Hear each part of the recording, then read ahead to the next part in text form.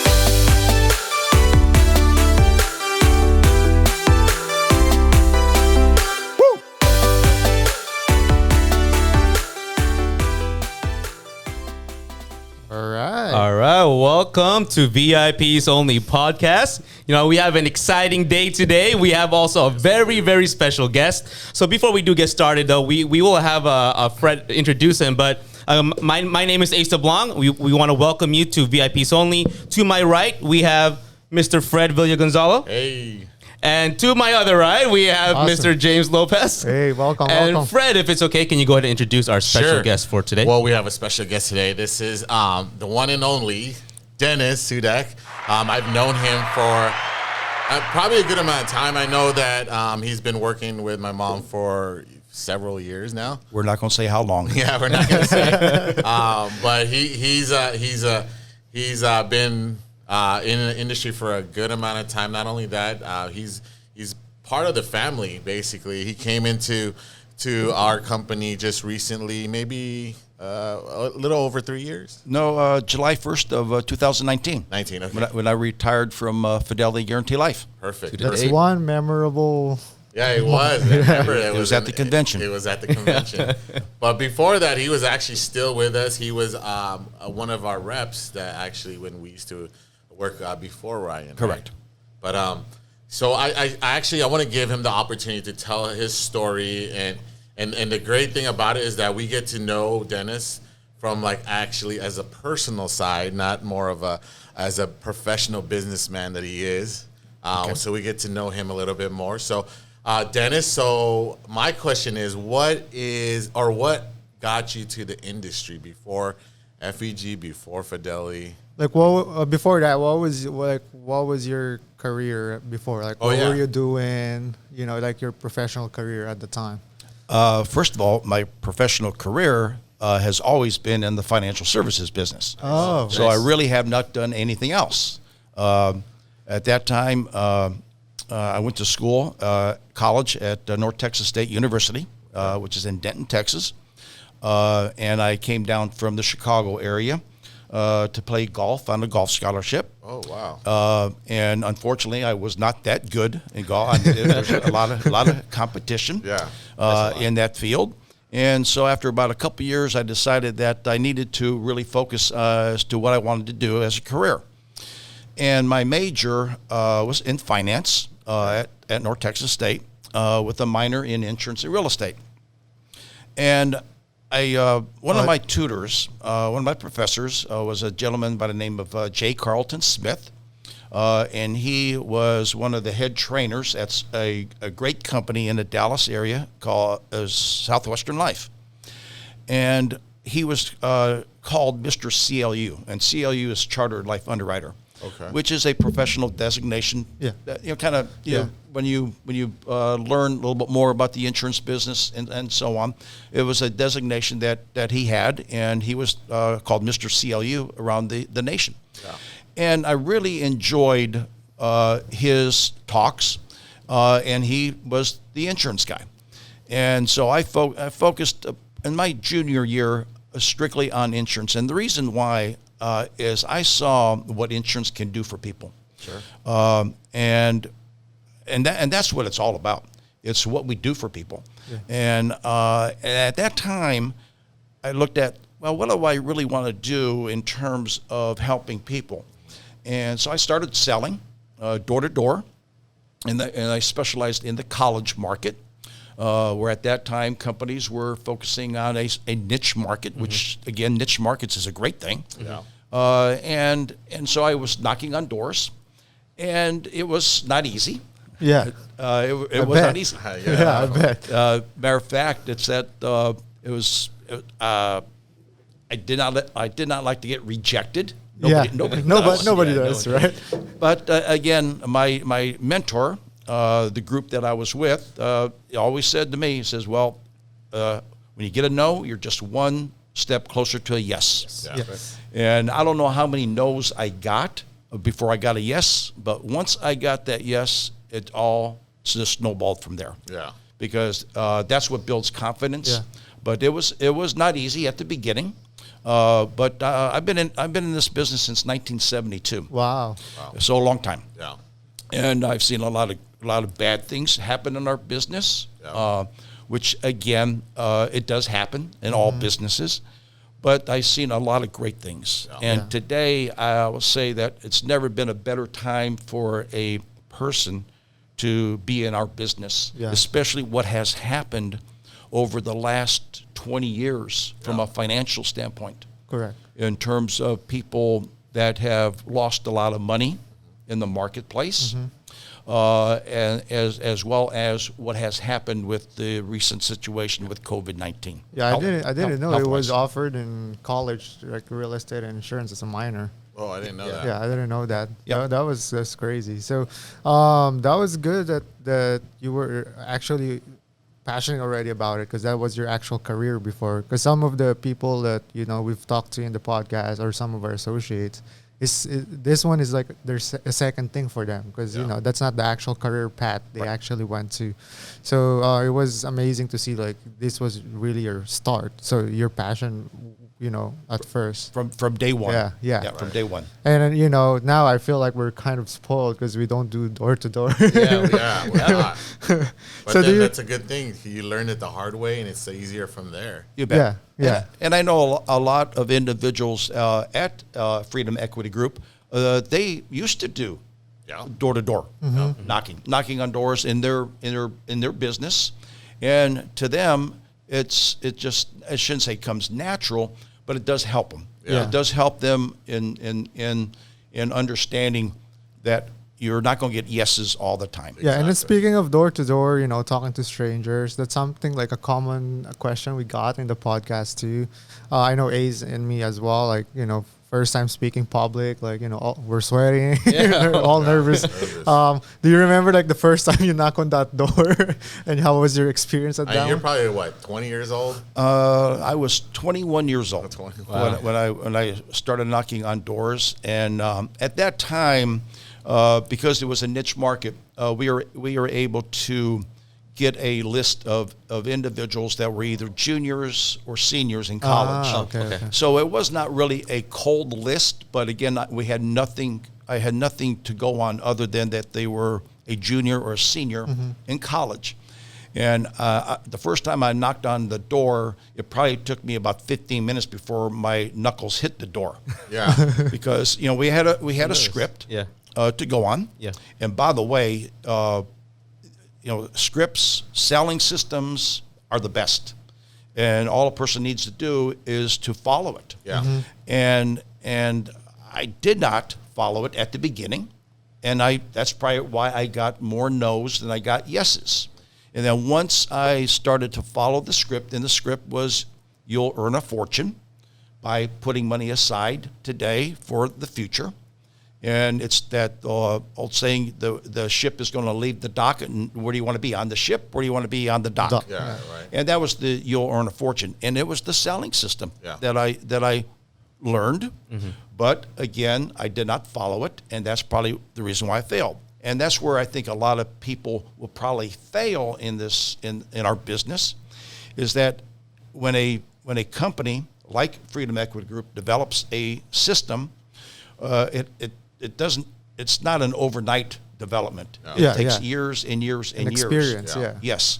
And if a person just follows a proven system, they will be successvery Yes. But they have to stick at it. They just Exactly. can't quit. Yeah. They have to keep on doing it. Yeah.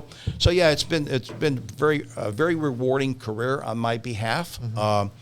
Again, as I mentioned earlier, I retired officially from one of the insurance carriers, Fidelity and Guarantee Life, on July 1st of 2019. And I enjoyed this business so much that I just did not want to leave. Yeah. And That was the fastest retirement I ever seen in my life. there's an individual that is with Freedom Equity Group, and his name is Dr. Siddiqui, and he said, "Dennis, you did not retire, you refired." And I'm refired up. I mean, I feel like when I met you at Fidelity and Guarantee, when you were working with them, you looked a lot stressed. Like you were really stressed out. It is working for a company can be stressful. Yeah, Yes. you look overwhelmed. Yes. You know, I see you now. I mean, I always see you in trips, and you enjoy yourself. You look relaxed and well rested. Well, I mean, thank you. But I don't know. I don't even think they put you in retirement. You're still working as much as you. You're everywhere. I'm probably working more now than I did when I was. Please don't tell this to Fidelity Guarantee Life. I probably work harder now than I did at that company. But no, seriously, no. I really enjoy what I do. That's why. And I tell you, the reason why it could be stressful for individuals is working with different marketing organizations. Whereas right now, working with one marketing organization, the focus is there. It's that crusade, the living benefit crusade. Yeah. And that's what we talk about all the time. And that's why I really enjoy working with Freedom Equity Group and everybody. And that's very true too, because if you're someone that has multiple focus, like doing a lot of things, all together, it takes away, not only your time but also your passion, because you can't devote yourself to one thing. That's correct. Yeah. So, so you were in sales at the time as part, I guess, of your career at the time. A rep, right? Yeah, and then where was the turning point that you decided to, instead of sales, you went to back office? Because couple podcasts before, Fred actually shared his story. He was opposite, because he got into the business, and he started as in the back office, right? Like you. Yeah. So remember Conseco? Yes. So yeah, I started when my mom was still with Conseco. Right. And then when I got licensed, she shipped me to Indiana to get trained with. Remember during that time when all the IMOs would bring their secretaries for the week or two for that training? Yep. When Vicky used to do that training? Conseco University. Yeah. Yep. So I got shipped to that for like training Okay. right when I got licensed. That's why they were like, oh, you got the opportunity. So I got to see how the actuarians, how everything worked.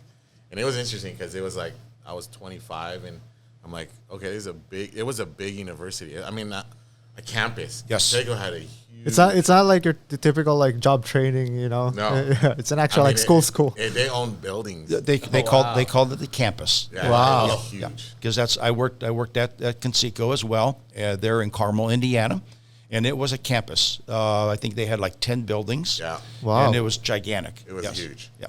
And he was there when Petra and them were there. So Oh yes. definitely. Yeah, and that's where I met Petro Bloom. Yeah. Did not have a chance to meet Bill at that time. No, he was still an agent, I think. He was a Right, young guy. right. But that's where I had the opportunity to meet Bloom and Petro and Yeah. and the group. So yeah, so there's a different like diversity, because like for Fred to start, although he has his background is his mom has been doing this as well, but he's not exposed to sales because he went directly to like the training, like product wise. But as for you, you started really like as a salesperson, But the opposite is your turning point was you became, in the back office. What made you decide to do, Yeah. like become an actual carrier man, like a guy that's working for one of the From carriers? from field, from field to Good question. I always enjoyed putting together packages in terms of presentations. And at that time in the mid 70s, late 70s, pension plans were very popular. Yeah. And I worked for a company that I sold for the company that did a lot of pension plans. And so they asked me, so would you consider joining us internally and helping our agents develop these pension plans and Section 79s for these corporations? And I really had a difficult decision to make. Did I want to get out of individual sales, or did I want to go internal and help other agents sell? Yeah. And I made that decision to do that.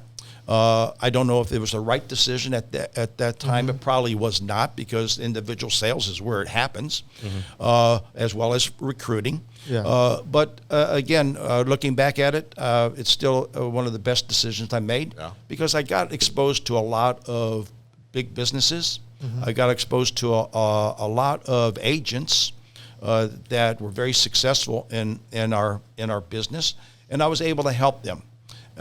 And that's how I started to work internally at a company.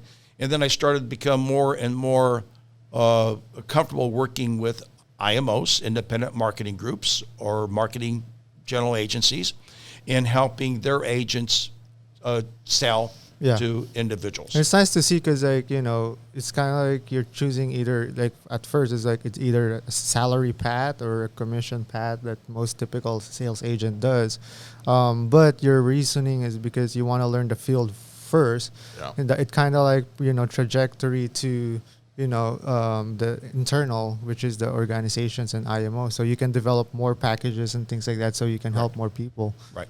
Yeah, so that was cool. Yeah, definitely. I mean, it's a good opportunity, because you had the sales part, and then you tried that, and then you moved towards the inside of the process of us.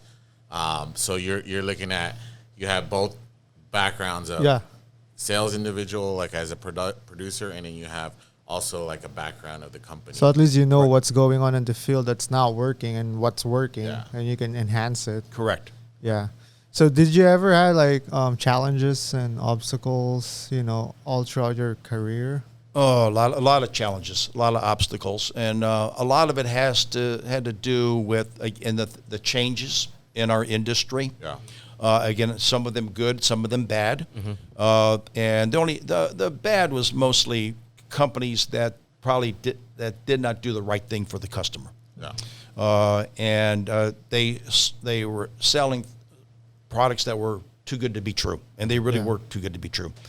And unfortunately, it has happened. But again, the biggest thing is overcoming those obstacles, those objections, because when an insurance company does go under because of financials, it's a bad mark against the entire industry. Correct, because like it now people think it's as a whole, it's a bad market or a bad industry. Right, and so at that time, and this goes back to the early '80s when this all happened.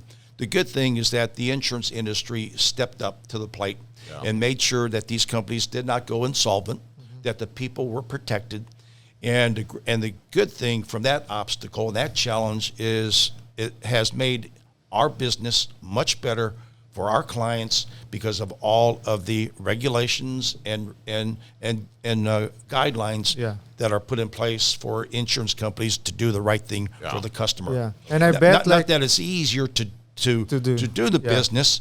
It's just that there's that sense of security and safety that we provide to our clients, that their product is safe. Yeah. And that's the good thing about that obstacle and challenge, is that it made things much better for our clients. Yeah, I was gonna ask a question, but you kind of answered it already. Because the way you said it too is because of a lot of these other companies not doing the right thing. Yeah. Now people has that thinking, and we always get that question. Yeah, like, that stigma. Are you a scam? Right. I heard the insurance company doesn't pay out if somebody died. They take Yeah. out the money, things like that. So it was a good answer, like what you said. That you really have to do it properly, and insurance companies are secured. If you and I know that this is the philosophy at Freedom Equity Group, if you do what's right for the customer, you will be taken care of. Yes. Yeah. And that's the number one thing. Do what's right for the customer. Yeah. You have any question, Ace? Oh, that's actually pretty good. I'm learning a lot. Definitely. So I guess my question is, any life lessons you want to leave us? Anything that can be... So if there's one thing, like in your journey from Yeah. college as a salesperson, Yeah, now in the like back let's say office. someone in your shoe right now, let's say some college student is listening and he's going to, your same road. What would you give, like a suggestion or maybe some type of a lesson for him to go through and see his career go, be successful as yours? One thing I would say is that there was a basketball coach. His name was Jimmy Valvano, and he was a basketball coach for North Carolina State, and he won the national championship, but he got brain cancer. And he gave a speech at one of the ESPY Award events, and his speech was never give up. Yeah. And that's what I have to tell people. Never give up. Yeah. Just don't give up. It's not an easy business. No. It really is not, because you are going to get no's. But again, you are one step closer to that yes. But the beauty of the Freedom Equity Group system is that you really don't talk to strangers. And that's the beauty of it. Mm-hmm. You know something about the people that you're talking with, and that's the biggest struggle that a lot of agents have out there, is that they don't know anything about the individuals that they're talking with. Yeah.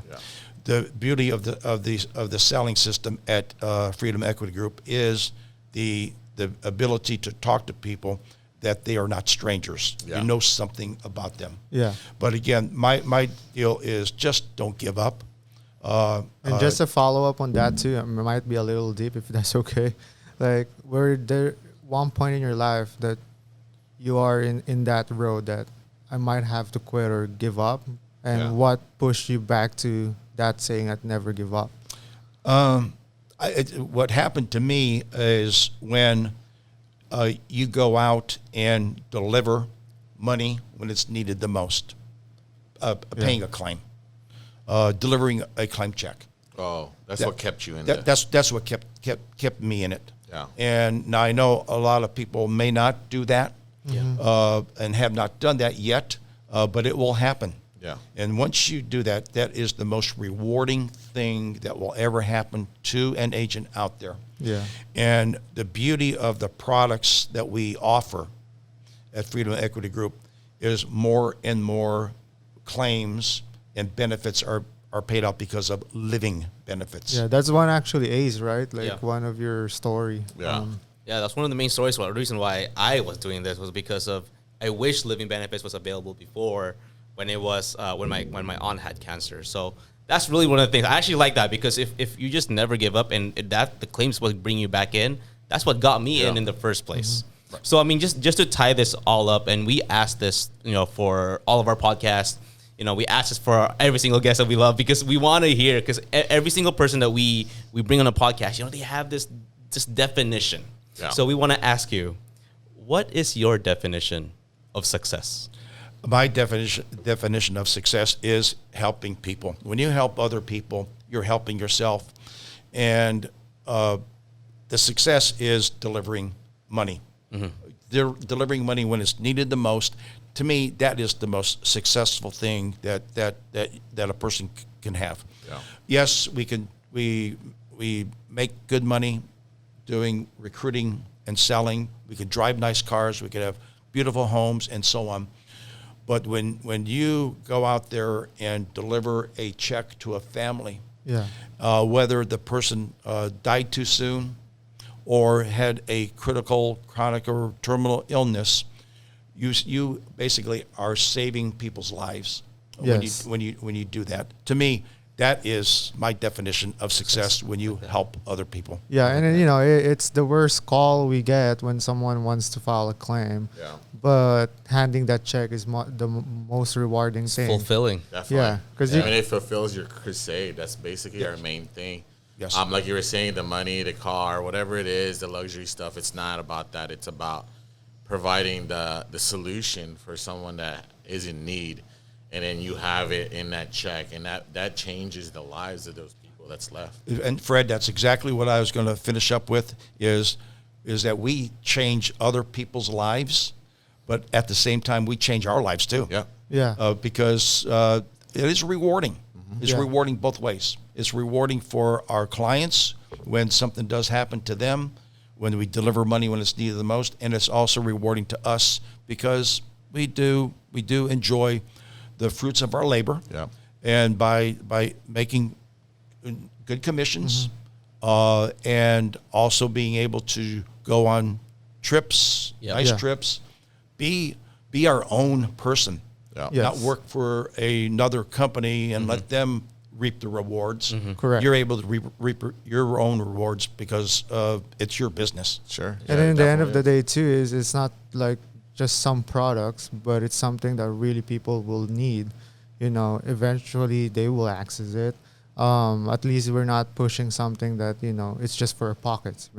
I feel like now in this time, in the industry we're at is we have that mission, to deliver the message that there's something like this exists, like living benefits, that people will really need. My deal is my saying it is, you really don't sell life insurance. You sell what life insurance does. And again, that's it keeps a person in their home. It helps their children go to college. It helps a person retire in a respectable manner. So again, yes, it is life insurance, but again, we have to remember we sell what life insurance does for people. I like that. We sell what life insurance does to people. Yeah. All right. Do you guys have any more questions? Oh, no, we thank you. Thank you so much, Dennis, for joining us today. This is a great opportunity to get to know you a little bit more. I know that we see each other in the field and just some trips, but today was actually a good day that we get to know your background and your history. So yeah, and it's our honor and pleasure to have you to learn something out of taking out the curtains in the stage and in spotlight, something much more personal, right? Yeah, we get to know you behind the scenes, right? Yes, it definitely makes me want to not play golf with you. All right. So do you have any more to add? Oh, we're good. Thank you so much, Dennis. Thank you so Thank you. much. Appreciate Thank you. the opportunity. Thank you.